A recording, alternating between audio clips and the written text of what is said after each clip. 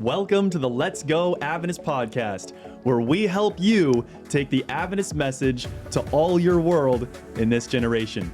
I'm your host, Jacob Cerns. And I'm Dan Cerns, and for all who are willing, let's go!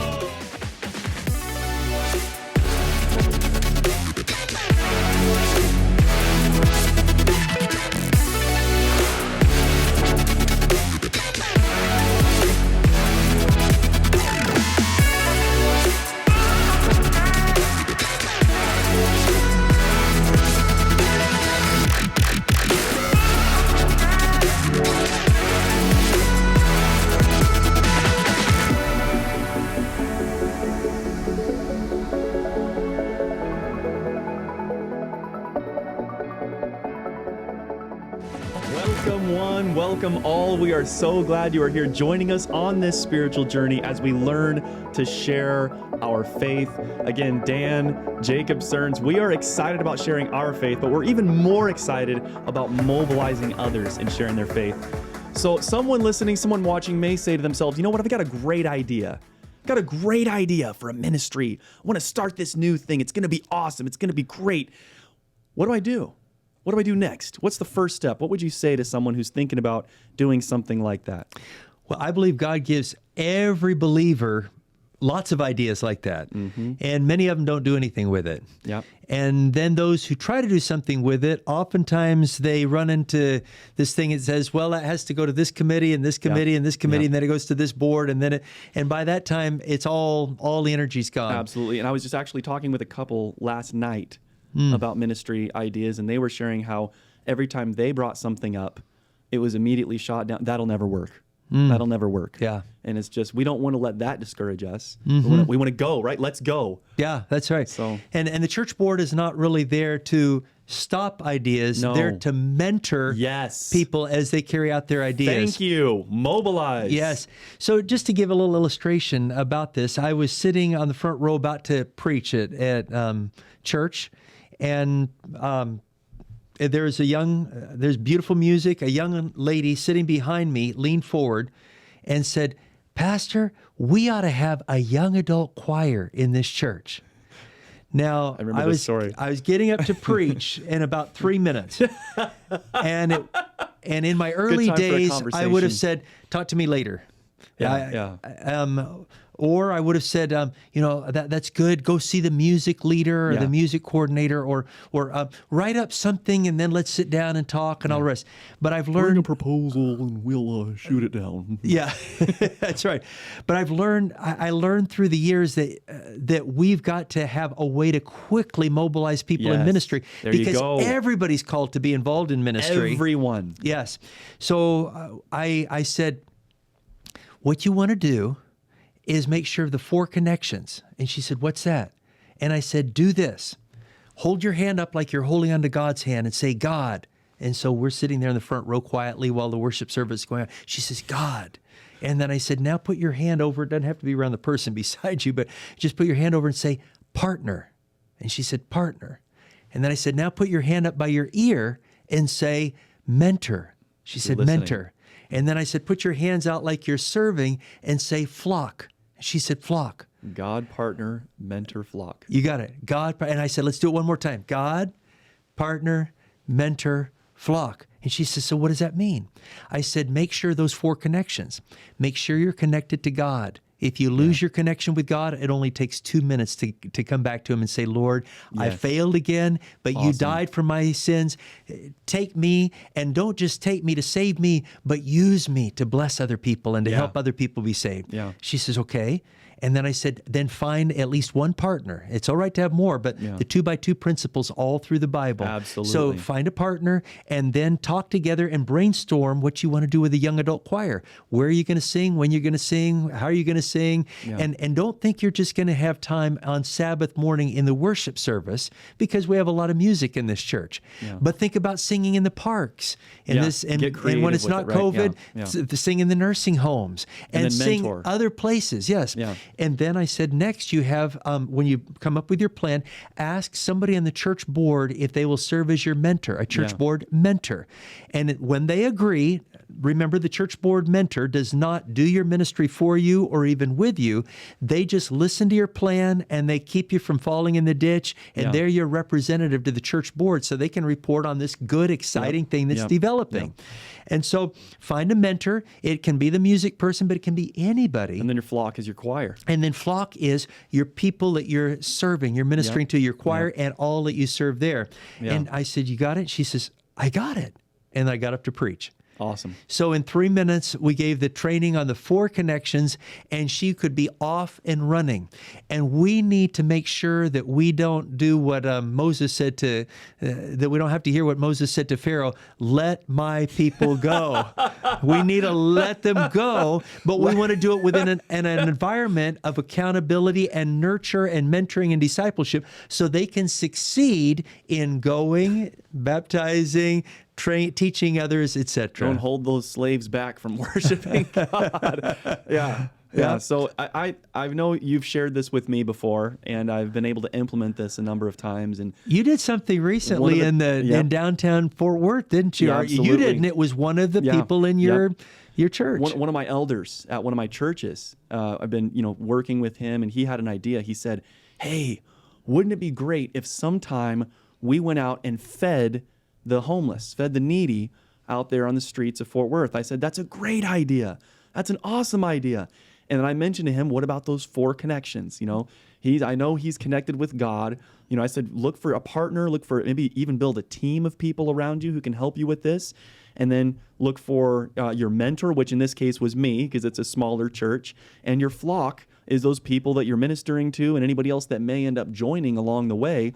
And he took it and ran with it, and it became, from a one-time event, it turned into now it's a monthly thing where we go the second Sabbath of every month from that church. We go to downtown Fort Worth, Lancaster, and Cypress, and we feed the needy right out there on the streets. And it's an amazing thing. We bring coats and jackets and sleeping bags and blankets and all kinds of whatever they tell us they need. We bring it out there and try to provide that for them, just trying to be the hands and feet of Jesus. And it's been an amazing thing to see. God has brought other people of like-minded, mission-minded, mission-hearted people who say, man, I want to be a part of this. And so they have come in and helped be on this man's team.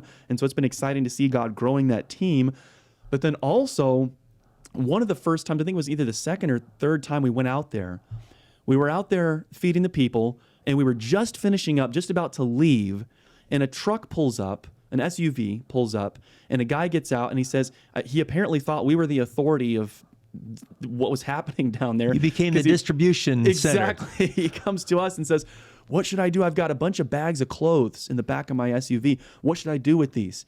And we said, well, we can help you distribute them. And so we just started pulling out bags, and the people just swarmed and just came in close quickly. Within about 10 minutes, they were all gone. All the clothes he had brought were all gone. And so he's about to take off, and just as he's taking off, we're just finishing up, packing up, just about to get in our cars, say our little prayer, get in our cars and go. And just as we're going to leave, another SUV pulls up. And there's a young lady in that SUV, and she turns and says, hey, so I've got some food, some hot food in the back of my SUV that I'd like to serve to people. And can you help me? I said, sure, absolutely. And I kind of started talking to her and asked her, and she found out she was alone, just by herself, had just come down there, not with a group or with a church, just by herself, just out of the kindness of her heart, because she wanted to do something for Jesus. And so in the course of our conversation, I ended up giving her my business card, and on there it said Adventist, and she's, are you a Seventh-day Adventist? And I said, yes. Are you a Seventh-day Adventist? She said, I am, and I just moved here from California, and I was looking for other Seventh-day Adventists who have a mission heart, a mission mind, and now I ran into you. What in the world? Praise God. And so now she's helping, and she's helping with the youth, she's helping with the food, hospitality, and she just has a heart for service. And it's just amazing to see when you go, God sends other people who have that same mentality of going and connects you together in remarkable ways. And it all started because God gave a simple thing into Just a the simple heart. idea. How old was that guy? He's in his 20s. So somebody in their 20s, an idea to go feed the homeless. Yep.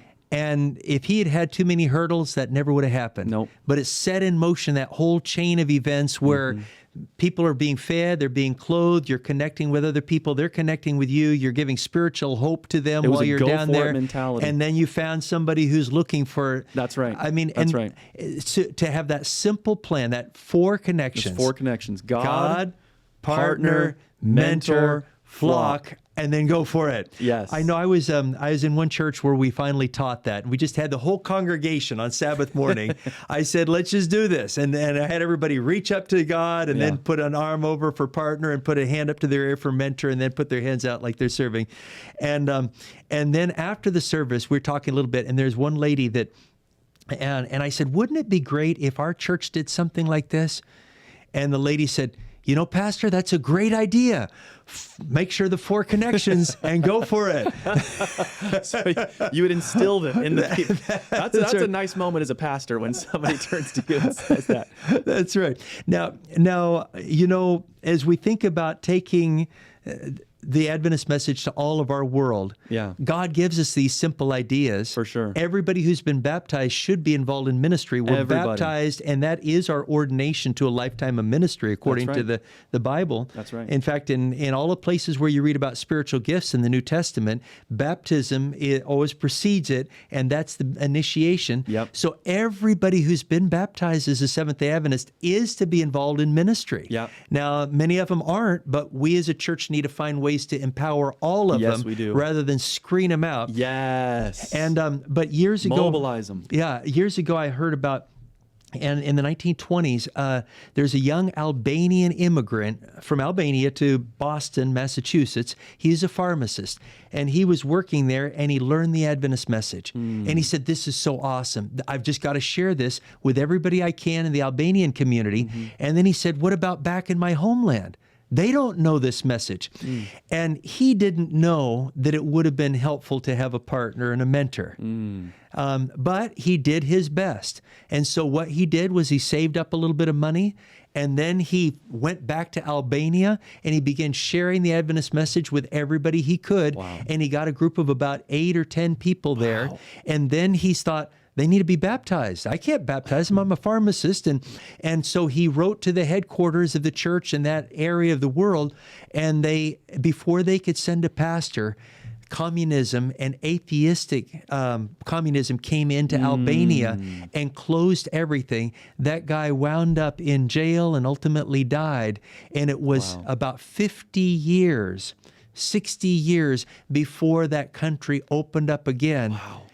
But when it opened up again, there was one little lady way up in years who is part of that original group who said, I've been faithful because he did what he could to share the Adventist message. And so when we go, we can go individually. Yeah. But if we can make sure we have the 4 connections, it's stronger. It'll a stronger base. Yeah. It'll keep us out of the ditches, and it'll go farther. In Albania today, the work is opening up more and more, and there's one Adventist for every 6,100 people.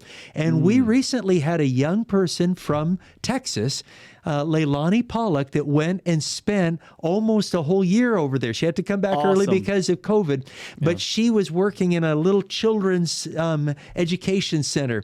But you, as you're listening to this, you pray for Adventist work in Albania. And God may put it in your heart to get a few people together and to go over there using the 4 connections and use whatever ministry God's put on your heart and sharing the Adventist message. Let's just do whatever we can to get the message out to everybody we can as fast as we can. Let's go. Don't fall into either of those 2 ditches. Don't go out and do it Lone Ranger style by yourself, and don't fall in the ditch of apathy and waiting and sitting around and thinking and planning and never doing anything.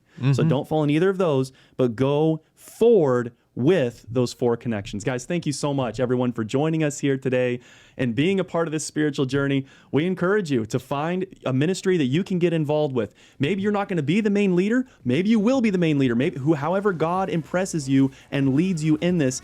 But whatever it is, whatever ministry it is, try to make sure that you've got those 4 connections solid and strong, and it's going to go faster and farther by the grace of God. If you want more information on anything we've talked about here today or any of the other episodes of this podcast, go to letsgoadventistpodcast.org. God bless you guys. We will see you next time. Let's go!